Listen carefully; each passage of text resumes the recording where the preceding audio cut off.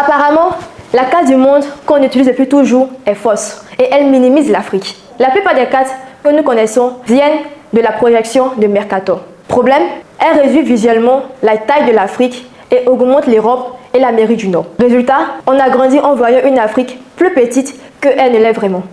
Mais attends, pause. Si tu n'es pas encore abonné, fais-le. Oh. Ok Wapfam, on continue. En vérité, l'Afrique est gigantesque.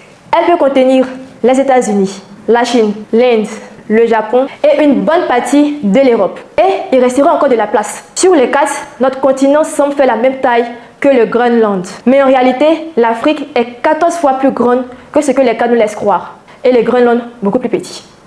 Une carte, ce n'est jamais neutre. Elle influence la manière dont on perçoit le monde. En montrant une Afrique rapetissée, on renforce inconsciemment l'idée que le continent est moins important. C'est pour ça qu'est née l'initiative Correct the Map, portée par Speak Up Africa, pour qu'on utilise enfin des cartes plus justes, comme la Equal Earth Projection.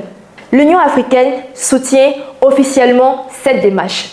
Et chez WAP, on milite aussi pour ce changement. Corriger la carte, ce n'est pas seulement une question de géographie. C'est remettre l'Afrique à sa juste place et changer la manière dont le monde la voit. Alors WAPFam, tu rejoins le mouvement?